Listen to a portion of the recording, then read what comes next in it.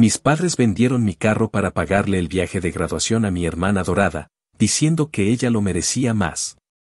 Años después me esperaron fuera de mi trabajo para exigirme dinero porque mi hermanita quería ir a Europa. Les respondí que mi carro, mi confianza y mi familia ya no estaban. Cuando pienso en todo lo que me tragué por culpa de esa familia que no merece ni un gramo de respeto, no sé si me da más rabia lo que me hicieron o lo estúpidamente ingenuo que fui por tanto tiempo. Yo tenía 19. Estaba jodidamente agotado después de un semestre entero partiendo el lomo entre clases en el Community College y turnos en el taller de autos donde me pasaba los días llenándome de grasa hasta los codos, y aún así, estaba orgulloso.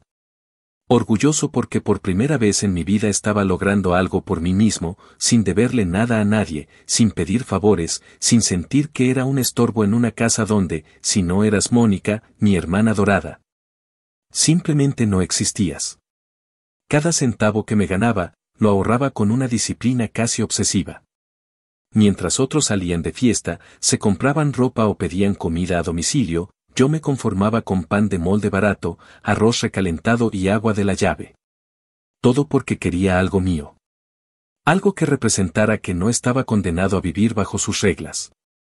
Y ese algo fue un Nissan Sentra 2011 que encontré en Craigslist, usado, con su pintura opaca y una llanta que perdía aire, pero que para mí era como comprarme un puto boleto de salida. Me acuerdo perfecto del día en que lo pagué. 4,000 en efectivo, que eran absolutamente todos mis ahorros. El vendedor era un señor retirado que solo lo usaba para ir al supermercado y que me dio hasta las alfombrillas originales como si me estuviera entregando una joya. Y para mí lo era. Con ese carro empecé a decir que sí a turnos más lejanos, pude quedarme más tiempo en clase sin andar mendigando que mi papá se dignara a ir por mí o que Mónica no tuviera la camioneta en ese momento. Cada vez que metía primera y escuchaba ese motorcito encenderse, sentía que estaba construyendo mi propia vida. Por primera vez en mucho tiempo, me sentía digno. Me sentía capaz. Me sentía libre. Pero claro, esa sensación duró lo que una cerveza fría en verano cuando vives con gente que nunca ha sabido lo que significa respetarte. Todo se fue a la mierda un viernes por la noche, cuando llegué a casa con el uniforme todavía sucio y vi a mis padres sentados en la sala como si estuvieran esperándome para darme un premio. Mi mamá sonreía como si acabara de hacer algo heroico, y mi papá tenía esa cara de superioridad barata con la que solía dar sus decisiones finales. Apenas entré, mi mamá dijo con una voz de fingida emoción que tenía una noticia maravillosa. Yo no había ni dejado las llaves sobre la mesa cuando me soltó que Mónica había sido seleccionada para un viaje de graduación a Cancún con todo el grupo de alumnos destacados. Yo, sin entender qué carajos tenía que ver eso conmigo, me limité a asentir con indiferencia.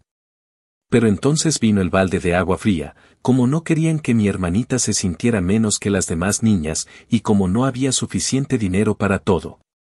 Habían decidido vender mi carro para poder pagarle la experiencia completa. Así. Sin anestesia.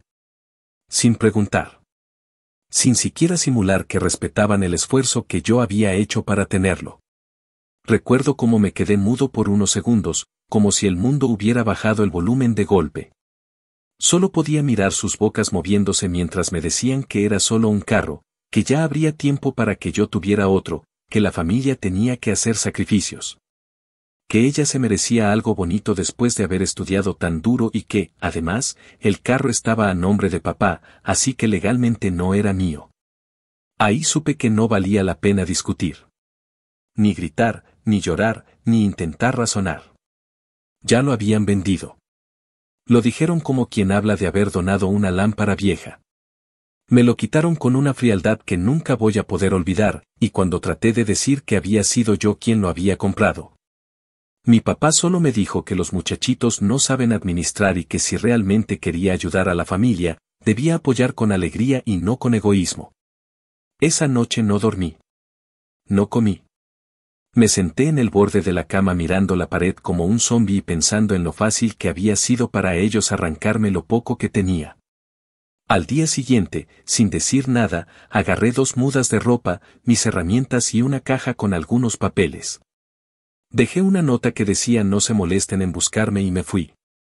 Me fui directo al sofá cochino de un amigo que, sin dudarlo, me dejó quedarme el tiempo que fuera necesario. Nunca me preguntó detalles. Solo me miró, entendió, y me dijo que esa casa no merecía que yo me partiera por ellos. Y ahí, tirado entre una caja de pizza vieja y un colchón inflable que se desinflaba cada noche, hice una promesa que hasta el día de hoy no he roto: nunca más permitiría que me vieran como el plan B de nadie.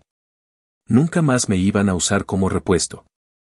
Y si algún día se les ocurría tocar mi puerta otra vez, lo único que iban a encontrar sería la versión de mí que ellos mismos ayudaron a construir con cada humillación. Una versión que no olvida.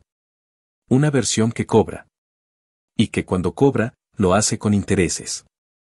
Actualización 1. Pasaron los primeros meses como si cada día me tallara una capa distinta de piel. Dormía en ese sofá maloliente, con los resortes clavándose en la espalda, mientras usaba mi maleta como almohada y una toalla como cobija porque no quería pedir nada más. El departamento donde vivía mi amigo estaba hecho mierda, cucarachas que salían de la estufa, una gotera que caía justo en la esquina del comedor y un olor a humedad que se colaba hasta en la ropa limpia. Pero aún así, me sentía más tranquilo que en la casa donde había pasado 19 años caminando de puntillas para no molestar a la realeza. Tenía libertad, aunque viniera con salchichas enlatadas y duchas con agua fría. La dignidad no era cómoda, pero sí adictiva. Por eso, en cuanto pasó la primera semana, salí a buscar un trabajo que pagara algo mejor que el taller mecánico, porque aunque sabía bastante de autos, ya no estaba dispuesto a regalar mi tiempo por migajas. Terminé metiéndome a una tienda de autopartes donde me daban turnos dobles casi todos los fines de semana. Me pagaban por hora, no era la gran cosa, pero al menos me alcanzaba para sobrevivir. Y mientras tanto, seguía con las clases en el Community College, cargando con libros usados y apuntes hechos en hojas recicladas. Intentando terminar mi técnico en soldadura porque sabía que esa iba a ser mi única tabla de salvación. Algunos días salía de trabajar a las 11 de la noche, me sentaba en la acera con una soda barata en la mano y simplemente miraba los carros pasar. Me imaginaba cómo se sentiría volver a manejar, a tener algo mío, a no depender de nadie. Era como soñar despierto con una vida que parecía de otro planeta. Mis padres no llamaron durante semanas, ni un mensaje, ni una pregunta. Era como si yo nunca hubiera existido, como si hubieran tachado mi nombre de la lista y punto. Lo que sí hacía mi madre, y eso me enteré por una amiga que todavía seguía en contacto con Mónica, era publicar cosas en Facebook como sacrificios de madre por ver feliz a mi niña o vendimos todo por amor. Lo decía como si hubieran rifado un riñón, como si se hubieran quitado el pan de la boca, cuando la realidad era que le habían quitado el carro a su hijo para que la niña bonita pudiera subirse a una banana inflable en Cancún. Y Mónica, por su parte, no perdía oportunidad de presumir cada segundo del viaje. Fotos con tragos de colores, con amigas en bikini, con el típico comentario de viviendo mi mejor vida. Ni una mención de agradecimiento hacia mí. Ni una. Porque en esa casa nunca se les pasó por la cabeza que yo había hecho ese sacrificio, aunque fuera involuntario. Después de un par de trimestres y varias semanas de vivir con lo mínimo, me enteré de un programa de ayuda federal que cubría parte de la matrícula y ofrecía alojamiento estudiantil si uno estaba dispuesto a trabajar medio turno en mantenimiento. No lo pensé ni medio segundo. Hice la solicitud, imprimí cartas, llené formularios, pasé entrevistas y al final me asignaron un dormitorio compartido en un campus viejo, pero funcional, en Orlando. Me despedí de mi amigo con un abrazo largo y sincero, le dejé una caja de herramientas como agradecimiento y me subí al bus con 2 maletas reventadas y el corazón apretado. No sabía si iba hacia algo mejor, pero sí sabía que me alejaba definitivamente de lo peor. En Orlando empecé a reconstruirme desde cero. Limpiaba baños por la mañana, tomaba clases por la tarde, y por las noches me iba a trabajar a un Waffle House que apestaba a grasa desde que entrabas, pero donde al menos me daban comida al final del turno. Mis manos se volvieron callosas, mis ojos se acostumbraron a dormir solo 4 o 5 horas. Y mi cuerpo operaba con base en café negro y la fuerza bruta de no querer volver jamás a esa casa donde me arrancaron la confianza como si fuera basura. Me volví obsesivo con el ahorro. Cada billete que me sobraba lo metía en un sobre, etiquetado con fechas y propósitos. No compraba nada innecesario. Mi ropa seguía siendo la misma. Mi celular tenía la pantalla rota desde hacía meses. Pero yo sabía que todo eso valía la pena si al final podía recuperar lo que me arrebataron. Mientras tanto, Mónica entraba y salía de carreras como si fueran estaciones del año. Empezó con administración, luego cambió a diseño de modas, después a comunicaciones, y por último a psicología. Cada vez que abandonaba una, mis padres posteaban cosas como hay que dejar que nuestros hijos encuentren su camino o el apoyo incondicional es la base de una familia unida. Yo leía esas estupideces desde un celular prestado durante los descansos, con el uniforme manchado de café, mientras ella subía fotos con sus nuevas amistades. Peinados de salón y uñas que costaban lo mismo que mi almuerzo de 3 días. Me hervía la sangre, pero no decía nada. Lo único que hacía era guardar capturas. De todo. De sus fotos, de sus comentarios, de cada frase que dejaban mis padres donde se hacían los mártires. Era como ir construyendo un archivo mental de la hipocresía, que sabía que algún día me iba a servir. Yo solo tenía que seguir caminando.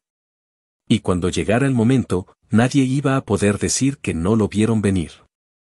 Porque mientras ellos vivían como si el mundo les debiera todo, yo estaba sembrando la semilla de algo mucho más grande.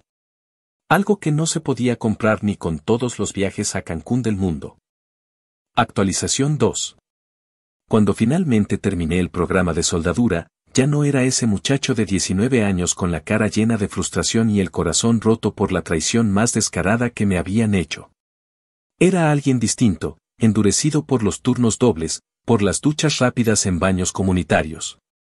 Por las madrugadas donde dormía con un ojo abierto y el otro en los pendientes que no podía postergar si quería mantener mi lugar.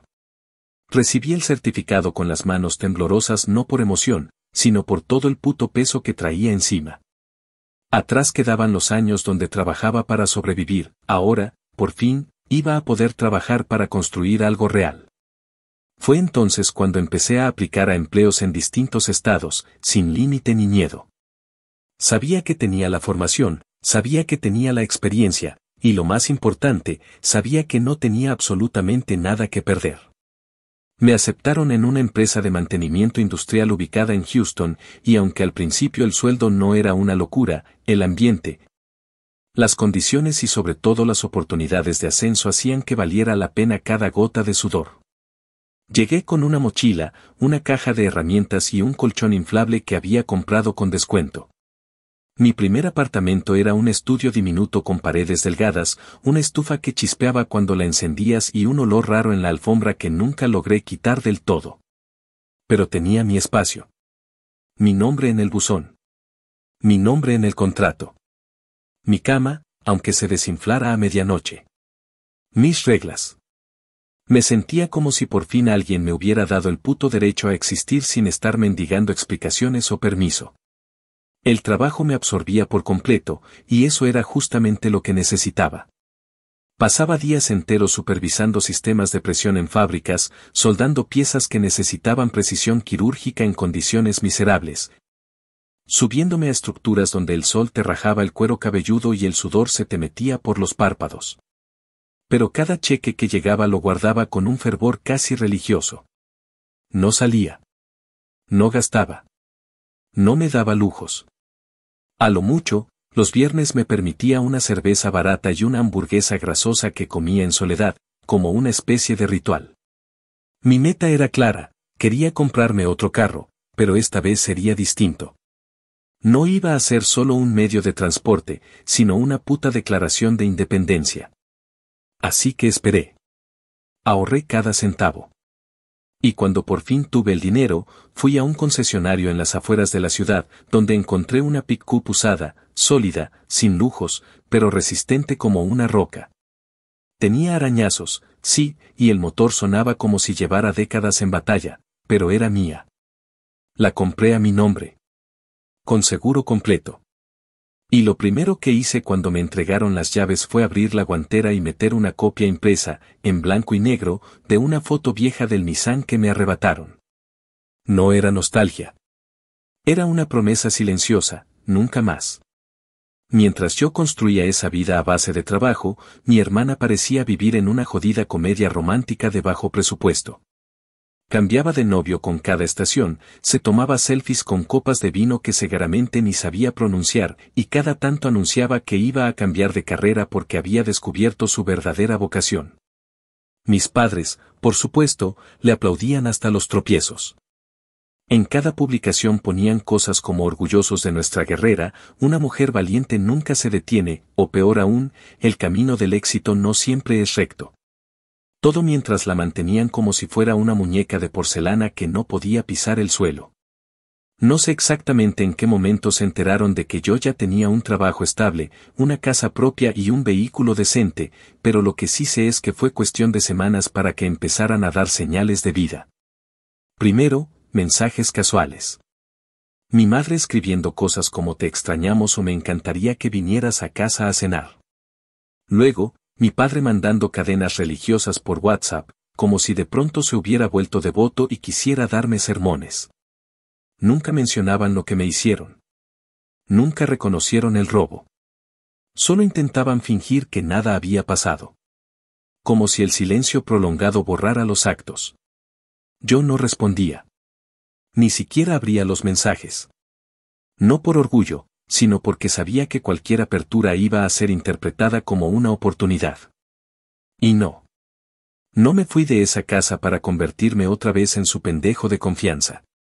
Pero todo cambió de tono cuando Mónica apareció en mis mensajes directos con el nivel de descaro que solo alguien como ella podría tener. OMG, acabo de ver tu foto en Houston. ¡Qué cool! Necesito un favor gigante. Estoy planeando un viaje a Europa con unas amigas y mis papás están medio ajustados, así que pensé en ti porque ya estás trabajando full y como que puedes, ¿no? Sería solo un empujón. Prometo que te devuelvo cuando consiga algo. Así. Como si no hubieran pasado años. Como si no hubiera sangre seca debajo de esa herida. Como si yo tuviera la obligación de pagarle las vacaciones otra vez solo por tener un apellido en común. Me quedé mirando ese mensaje durante varios minutos, entre la risa y el asco. No respondí con palabras. Solo le mandé un sticker de un gato alzando el dedo del medio, y luego bloqueé su cuenta. Esa noche, mientras lavaba los platos en mi pequeña cocina, supe que la historia no estaba cerrada. Porque esa familia no entendía de límites. No entendía de consecuencias. Y estaba claro que lo único que los mantenía unidos era la posibilidad de tener a alguien más a quien sacarle provecho. Y como ya no tenían poder sobre mí, iban a intentar manipular, pedir, chantajear. Lo sentía en los huesos. Así que empecé a prepararme. No para ayudarles. No para tender la mano. Sino para estar listo cuando vinieran a tocar la puerta. Porque sabía que lo harían. Sabía que ese día llegaría. Y cuando llegara, no iba a encontrar al chico que se quedó callado mientras le robaban su carro. Esta vez, se iban a encontrar con alguien que no olvidó. Y que no perdona. Actualización 3. A veces, cuando uno cree que ya ha dejado todo atrás, la vida se encarga de mostrarte que hay heridas que, aunque cicatricen, siempre tienen una maldita forma de supurar. Así me pasó la mañana que salí de la planta en Baton Rouge después de uno de esos turnos que te dejan el cuerpo molido, pero el alma tranquila. Era viernes, acabábamos de cerrar un proyecto importante y la mayoría de nosotros lo celebraba con café cargado y bromas pesadas en el estacionamiento mientras esperábamos que el reloj marcara la hora exacta de salida. Me limpiaba la cara con un trapo sucio cuando vi, entre los autos oxidados de los trabajadores y las pickups manchadas de lodo, un sedán gris con placas de Florida que me hizo fruncir el ceño. Estaba mal parqueado, con las luces apagadas, como si intentara no llamar la atención, pero ya había vivido lo suficiente como para reconocer las señales cuando el pasado venía a dar patadas. Me acerqué sin apuro, con las botas resonando sobre el asfalto y el uniforme aún húmedo por el sudor, y fue ahí donde los vi, mis padres, dentro del carro, esperándome como si fueran parte de una emboscada absurda. Mi madre fue la primera en salir, visiblemente más delgada, con el maquillaje mal aplicado y ese mismo peinado de siempre que parecía un intento fallido de parecer más joven. Caminó hacia mí con los brazos medio abiertos, como si no supiera si abrazarme o gritarme. Yo solo me detuve, levanté una ceja y esperé. Entonces ella dijo algo como: «Ay, hijo, por fin te encontramos», con una sonrisa tan falsa que me provocó arcadas. Mi padre se bajó después, más lento, con esa postura altanera de siempre, como si no pudiera aceptar que había conducido tantas horas solo para mendigar. No supe bien qué esperaban, si una reunión emotiva, si una lágrima de reconciliación o si una reacción violenta, pero lo que encontraron fue mi absoluto desinterés. Me crucé de brazos y les dije que hablaran, que no tenía todo el día. Mi madre, fingiendo estar afectada, empezó con un discurso torpe sobre lo mucho que me habían extrañado, que la familia era lo más importante y que a veces la vida ponía a prueba a los corazones más grandes. Yo la dejé hablar sin mover un músculo. Entonces, cuando ya había agotado el libreto barato, soltó la verdadera razón de su visita. Mónica estaba organizando un viaje a Europa, algo educativo, una experiencia única. Y como estaba buscando apoyo financiero, ellos habían pensado en mí. Fue entonces cuando mi padre se metió, con esa voz de sargento retirado, diciendo que ya era hora de que devolviera algo a la familia, que todos habíamos hecho sacrificios por mí, y que ahora, que estaba bien económicamente, debía demostrar gratitud. Gratitud. Esa fue la palabra exacta. Como si yo les debiera algo. Como si ellos no hubieran sido los que me obligaron a empezar desde cero. Como si vender mi carro, humillarme y después ignorarme durante años fuera un simple malentendido que ahora podía ser saldado con unos miles para la princesita. Mis compañeros, que pasaban junto a nosotros, se detenían a mirar. Algunos conocían mi historia, otros no, pero todos podían ver que algo no cuadraba. Yo, que nunca hablaba de mi vida personal, estaba parado frente a dos extraños que hablaban con una confianza que nadie entendía. Me sentí expuesto, no porque me avergonzara, sino porque me daba asco que se atrevieran a aparecer en mi vida como si nada. Entonces hablé. Con calma. Con firmeza. Y con cada palabra afilada como un puto cuchillo. Les dije que se largaran. Que se largaran de mi trabajo, de mi espacio, de mi vida. Que yo no les debía ni un centavo, ni una explicación, ni una mirada. Que podían irse al carajo con sus manipulaciones. Mi madre, aún con la sonrisa congelada, empezó a decir que no era necesario ponerse así, que solo estaban pidiendo ayuda. Yo le respondí que la única ayuda que iban a recibir de mí era la que ya les había dado, silencio. Y que ni eso estaba dispuesto a seguir regalando. Mi padre dio un paso al frente como si fuera a encararme, con esa mirada de macho alfa de suburbio que tanto le gustaba poner. Pero antes de que pudiera abrir la boca, uno de los guardias de la planta se acercó y me preguntó si todo estaba bien. Le dije que sí, pero con la mirada le pedí que se quedara. Y eso bastó para que mi padre bajara los ojos por primera vez en su vida y regresara al carro. Mi madre aún intentó seguir hablándome, diciendo que no podían creer que su hijo se comportara así, a lo que respondí, y recuerdo mis palabras exactas. Ustedes dejaron de tener hijo el día que vendieron mi esfuerzo como si fuera una mochila vieja. Hoy solo soy un extraño con el que ya no pueden contar. Y si me vuelven a buscar, los voy a considerar un puto problema legal. Volvieron al carro con la derrota pintada en la cara. Se alejaron sin mirar atrás, sabiendo que esta vez no habían encontrado el mismo idiota que callaba y tragaba. Esta vez se toparon con alguien que ya no tenía miedo, ni culpa, ni ganas de salvar vínculos podridos. Esa noche, ya en mi casa, me serví una cerveza helada, abrí la guantera de la pick-up, saqué la foto del Sentra y la miré con una mezcla de odio y satisfacción. No porque me importara el carro, sino porque cada vez que veía esa imagen, me recordaba a mí mismo quién soy ahora. Y más importante aún, quién ya no estoy dispuesto a ser. Actualización 4.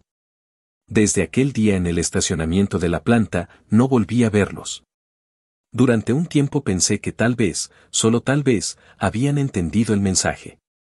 Que ese último intento fallido por seguir viéndome como su billetera con patas les había servido para despertar. Pero estaba equivocado. La gente como ellos no cambia. Solo se esconde, espera, calcula, y cuando cree que la memoria del otro se ha ablandado, aparece de nuevo con una sonrisa hipócrita y una nueva historia manipuladora bajo la manga. Pero yo no estaba esperando que se disculparan. No quería redención. Quería que sintieran el vacío. Que vivieran en carne propia lo que se siente perder una relación porque la dinamitaste con tus propias decisiones. Y mientras ellos probablemente se preguntaban cómo hacer para volver a meterme en su red, yo empecé a tomar medidas para que jamás volvieran a tocar algo mío. Ni emocional, ni económico, ni simbólico.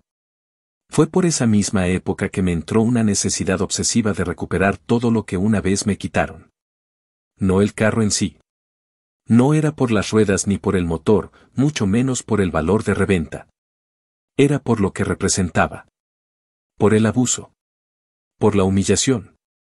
Por la certeza de que usaron mis esfuerzos, mi trabajo, mi juventud, para convertirlo en un jodido regalo de graduación de una niña mimada que no ha trabajado un solo día en su vida. Así que empecé a buscar. Con paciencia. Llamé al viejo taller donde trabajaba cuando vivía en Florida. Les pregunté si aún tenían contacto con el intermediario que había gestionado la venta del Sentra. Al principio no sabían, pero uno de los mecánicos, un tipo que siempre fue decente conmigo, me dio un nombre y un número que guardaban para casos de carros usados. Contacté al sujeto. Le expliqué con frialdad que estaba buscando rastrear un vehículo vendido hace años, que no me importaba recuperarlo, pero sí saber dónde terminó. El tipo no hizo demasiadas preguntas. Me dijo que aún conservaba registros porque a veces lo solicitaban para cuestiones de impuestos o revisiones. Me cobró $100 y me mandó una hoja escaneada con la cadena de venta. El último dueño registrado era un hombre en las afueras de Tampa, alguien que se dedicaba a comprar coches baratos para modificarlos y usarlos en carreras de demolición. El hecho de que mi primer carro, ese símbolo de esfuerzo y autonomía, hubiera terminado estrellándose contra una valla en algún terreno lodoso me revolvió el estómago. Aún así, no solté la idea. Lo llamé. Le expliqué que ese carro había sido mío, que quería saber si quedaba algo de él. El tipo se rió y me dijo que lo había estrellado hacía tiempo, pero que guardaba algunos títulos por si alguien los necesitaba. Me ofreció venderme el documento original, roto, manchado de aceite, con la firma de mi padre, por $50. Le transferí el dinero en menos de un minuto. Cuando llegó el sobre, lo abrí como quien abre una caja de Pandora. Ahí estaba, mi nombre, el número de VIN, la fecha en que lo compré, y la firma de mi padre como titular legal. Me senté frente a ese pedazo de papel por horas, con una mezcla de rabia, vergüenza, y una lucidez que no había tenido antes. Porque esa hoja era la prueba física de la traición. De que habían usado mi esfuerzo, mi ignorancia legal, y mi apellido en su beneficio. Así que decidí que ya era hora de dejar de actuar solo con el corazón. Esta vez quería que también doliera en términos concretos. Así que me puse a investigar. Pasé semanas leyendo sobre derechos civiles, propiedad de bienes adquiridos por menores, firmas válidas, cesiones ilegales. Consulté a un abogado de confianza que conocí gracias a un colega del trabajo. Le llevé el título, los recibos viejos que aún tenía, las capturas de pantalla de las publicaciones en Facebook donde mi madre presumía el viaje de Mónica. E incluso una nota que ella misma me había dejado años atrás diciendo no te quejes, esto es por el bien de tu hermana. El abogado, un tipo joven pero brillante, me miró y me dijo, podríamos demandar por apropiación indebida de bienes con valor simbólico. Y añadir una cláusula que prohíba cualquier tipo de reclamo económico a futuro por parte de tus padres. No te van a meter a juicio, créeme, no pueden pagar ni una audiencia. Pero vas a tenerlos sentados frente a un mediador admitiendo lo que hicieron. Si eso te basta, se puede hacer. Le dije que no buscaba dinero. No quería compensación. Solo quería un documento legal que le cerrara la boca para siempre.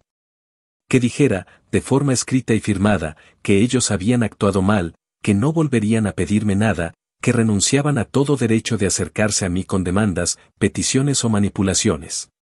Y además, quería una disculpa pública.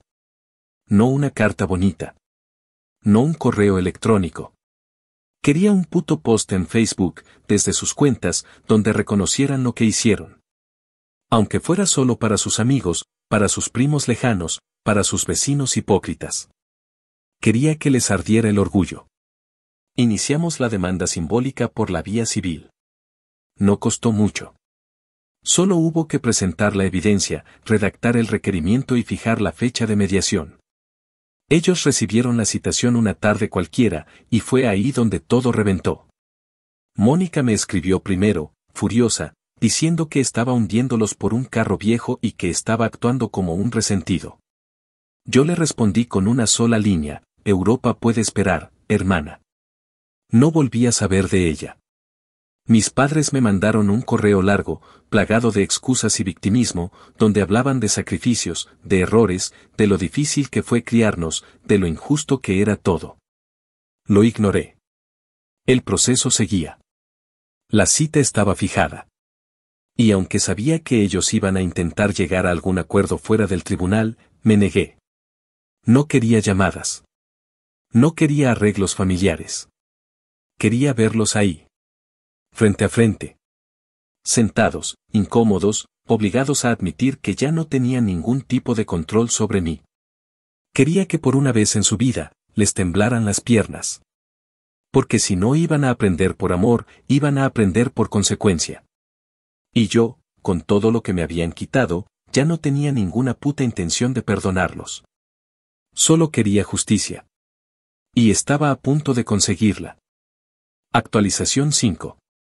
La mañana de la audiencia de mediación amaneció nublada, con esa atmósfera espesa que precede a las tormentas sureñas y que se siente como una advertencia.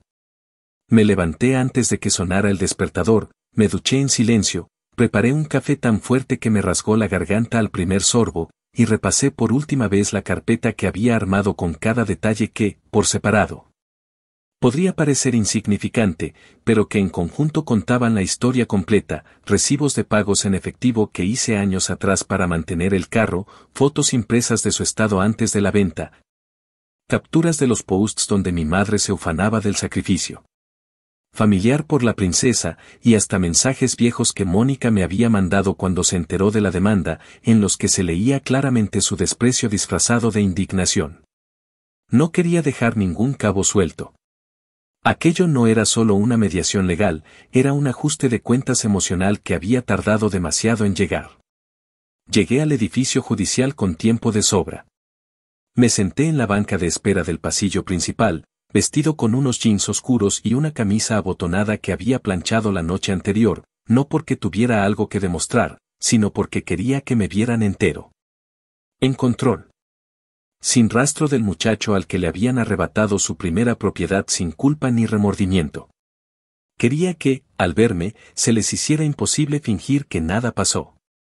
No tuve que esperar mucho. 10 minutos antes de la hora pactada, vi llegar a mis padres por la puerta principal. Mi madre venía con una carpeta de plástico color fucsia apretada contra el pecho y un bolso de esos que usaba para ir a misa.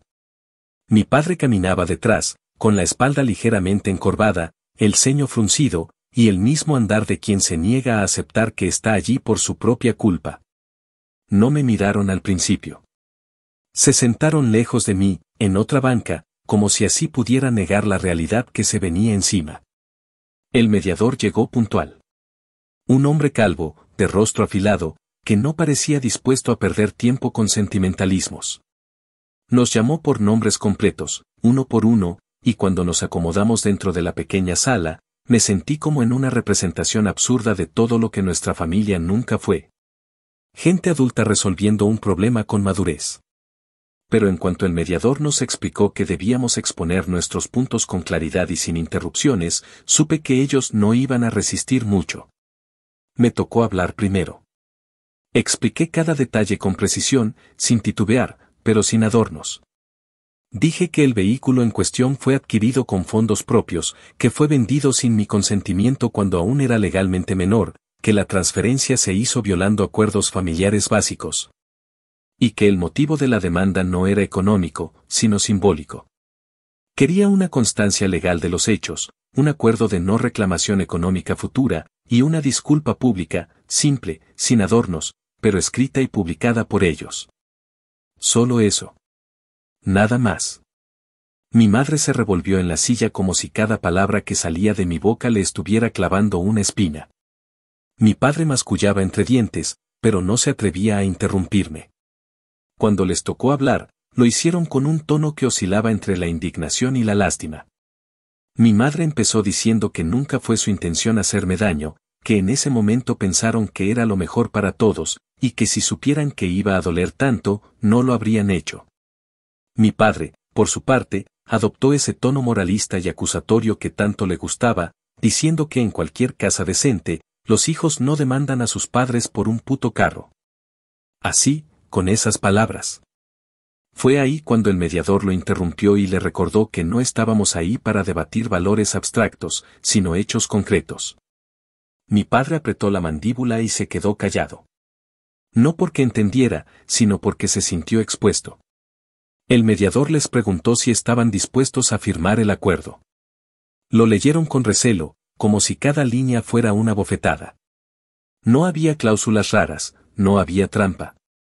Solo decía que renunciaban a cualquier intento de solicitar ayuda financiera o recursos por vía familiar, directa o indirecta, y que reconocían la venta del vehículo como un acto perjudicial, realizado sin compensación. También incluía la obligación de publicar, en sus perfiles personales, una breve disculpa redactada por mí, en la que reconocían el error y afirmaban que estaban orgullosos de mi crecimiento pese a todo. Mi madre trató de negociar. Dijo que podía publicarlo, pero solo para amigos cercanos. El mediador la corrigió, debía ser público durante al menos 24 horas. Si lo borraban antes, el caso pasaría a juicio. Mi padre firmó primero. Lo hizo apretando tanto el bolígrafo que casi rompe la hoja. Mi madre lo hizo después, con manos temblorosas. No me miraron. Esa misma tarde, desde una cuenta que no habían tocado desde hacía semanas, apareció la publicación: cometimos errores en el pasado que afectaron a nuestro hijo. No supimos valorar su esfuerzo, y hoy reconocemos que lo defraudamos. Pedimos disculpas y estamos orgullosos de la persona en la que se ha convertido. Lamentamos no haberlo hecho antes. No tenía florituras. No tenía justificaciones. Solo la admisión que yo necesitaba. La dejé en paz. No comenté. No compartí. No reaccioné. Solo tomé capturas desde distintos dispositivos, con hora, fecha, y los nombres de usuario bien visibles. Después de exactamente 65 minutos, la publicación desapareció. Pero ya no me importaba. Tenía la firma, la captura, y la convicción de que esa herida había dejado de ser algo que yo arrastraba en silencio para convertirse en algo que ellos jamás iban a poder enterrar del todo. Cuando salimos del edificio judicial, me los crucé en el pasillo. No bajé la mirada. No me aparté. Caminé directo hacia la puerta.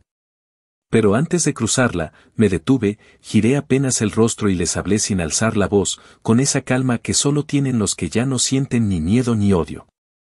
Les dije que ya no eran mis padres. Que no esperaran más llamadas, más visitas, más segundas oportunidades. Que lo único que les quedaba de mí era el peso de sus decisiones y la vergüenza de haberle fallado al único hijo que alguna vez hizo algo solo con sus propias manos. Les recordé que, mientras ellos celebraban en la playa, yo dormía en un sofá prestado con la espalda hecha mierda. Que mientras Mónica se tomaba fotos en bikini con piñas coladas, yo fregaba platos a las 3 de la mañana para pagar un alquiler en una ciudad que ni siquiera conocía. Y que si algún día volvían a acercarse a mí, esta vez no habría mediadores. Habría abogados. Y consecuencias. No dijeron nada. Ni una palabra. Solo se quedaron ahí parados, envejecidos de golpe, como si apenas estuvieran entendiendo lo que realmente habían perdido. Y yo, por primera vez, sentí que el silencio era suficiente. Porque no necesitaba gritar. Ya no. Lo único que necesitaba era lo que acababa de obtener, el cierre. La prueba. Y esa paz violenta que da saberse libre. Completamente libre. Actualización final. Meses después de aquella mediación, mi vida siguió su curso con una tranquilidad que no había experimentado desde que era adolescente, como si ese documento firmado y esa disculpa publicada, aunque efímera, Hubieran cerrado una puerta que llevaba demasiado tiempo abierta. Ya no había mensajes, llamadas ni intentos de manipulación disfrazados de interés. El silencio que durante años me impusieron ellos mismos, ahora se les regresaba como una sentencia, un silencio frío, deliberado, blindado por papeles legales y una convicción que jamás volvería a tambalear. Me dediqué a trabajar como siempre, pero por primera vez, sin la sombra constante de estar esperando otro golpe desde casa. Empecé a invertir en mí. Me inscribí en cursos especializados, viajé por trabajo a distintos estados y, sin hacerlo de forma ostentosa, empecé a mejorar las condiciones de mi vida hasta el punto en que, si el muchacho de 19 años me hubiera visto en ese momento, se habría sentido orgulloso. Y también vindicado. La casa que compré en Baton Rouge, modesta pero sólida, fue poco a poco transformándose en un hogar real. Puse cortinas nuevas, una cama decente, una cafetera que no chillaba cada mañana, y una pequeña biblioteca que me prometí llenar solo con libros que no me obligaran a leer en la escuela. Incluso adopté un perro, un mestizo grandulón que encontré afuera del taller una noche de tormenta y que, sin pedir nada, me miró como si también supiera lo que era no ser querido donde más debería importar. Lo llamé Diesel, en honor a todos los motores que alguna vez me ayudaron a avanzar. Con él aprendí a disfrutar el silencio no como castigo, sino como refugio. Ya no me dolía que nadie me llamara por Navidad. Ya no sentía rabia si abría el teléfono y no tenía ni un mensaje de feliz cumpleaños. Lo que sentía ahora era otra cosa. Era paz. Era certeza. A veces, por mera curiosidad, me metía a los perfiles de Mónica desde una cuenta anónima que tenía para estos fines. Era como ver una película repetida, nuevas fotos con nuevos novios, nuevos emprendimientos que no duraban más de 3 meses, y una constante necesidad de mostrarse como alguien que tenía el control de todo. Cuando era obvio que lo único que tenía era un séquito de gente que le seguía la corriente por compromiso o por lástima. Me enteré que se había mudado con un tipo que presumía criptomonedas y que hablaba de libertad financiera como si tuviera idea de lo que es trabajar una semana completa sin descanso. Un día incluso subió un enlace a un GoFundMe, pidiendo donaciones porque la inflación había matado nuestro sueño europeo. Tuve que cerrar el navegador de golpe para no soltar una carcajada. Porque esa era ella. Siempre estirando la mano, esperando que alguien más pagara el viaje, el vestido, el capricho. Y esta vez, por lo visto, no había nadie más dispuesto a cubrirle el boleto. De mis padres supe poco, y lo poco que supe fue por terceros. Una vecina de la zona donde vivían me escribió un día, por pura casualidad, preguntándome si era cierto que me había mudado a Luisiana y que ya no hablaba con ellos. Le respondí con un simple sí, es cierto, y le pedí que no compartiera más detalles conmigo. Pero antes de irse, me dejó una última línea que se me quedó grabada: escuché que vendieron la casa. Las cosas no les van bien. No quise preguntar más. Lo supuse desde que los vi en la mediación, con la ropa menos planchada, los rostros más demacrados, y ese andar que ya no era arrogante, sino torpe. Supe que habían empezado a perder cosas. Y no porque yo lo deseara con rabia, ya no me movía ese sentimiento, sino porque la vida, tarde o temprano, te hace pagar cada decisión de mierda que tomas creyendo que los demás no van a recordar. Una noche, mientras terminaba de cenar en el porche con Diesel recostado a mis pies, me dio por revisar la guantera de la pick-up. Ahí todavía guardaba, entre papeles varios, la hoja original del título del Nissan. Había considerado destruirla muchas veces antes, pero siempre lo postergaba, como si fuera un talismán que necesitaba conservar para no olvidar de dónde venía. Esa noche fue distinta. Tomé la hoja con las manos firmes, la miré durante un largo rato, y recordé todo: el sonido del motor en aquella primera vuelta, la alegría con la que lo limpié cada domingo. La sensación de libertad que sentí al conducirlo por primera vez. Y luego recordé también la mirada de mi madre al decirme que lo venderían. La frialdad con la que mi padre firmó los papeles. La carcajada estúpida de Mónica al recibir las llaves del hotel como si fuera una princesa. Todo eso estaba comprimido en ese maldito papel. Lo arrugué con fuerza, lo metí en una lata vieja que usaba como cenicero, Lo rocié con un poco de desengrasante y le prendí fuego con un encendedor oxidado. Las llamas pequeñas crepitaron en silencio mientras Diesel levantaba la cabeza, curioso. No hice ceremonia. No recité nada. Solo lo vi arder, hoja por hoja, hasta que quedó reducido a cenizas. Luego me recosté en la silla, cerré los ojos y exhalé como quien se saca un peso de los pulmones. Ya no espero que ellos me busquen. Y si lo hacen, ya no temo lo que puedan decir. Porque ahora, todo lo que tengo es mío. No porque me lo regalaron, sino porque lo arranqué de donde no había nada. Porque me levanté solo, una y otra vez, mientras ellos esperaban que me quebrara. Porque si algo aprendí, es que no hace falta gritar para hacerles saber que perdiste la capacidad de perdonar. Basta con ignorarlos. Con seguir adelante. Con mirarles a los ojos cuando intenten tocar la puerta y simplemente no abrirla. Ellos vendieron mi carro, mi esfuerzo, mi confianza, y con eso también vendieron la última oportunidad de tenerme en su vida. Lo hicieron sin pensarlo. Y cuando necesitaron ayuda, descubrieron que ya no quedaba nadie. Porque a veces la venganza no viene con escándalos ni explosiones.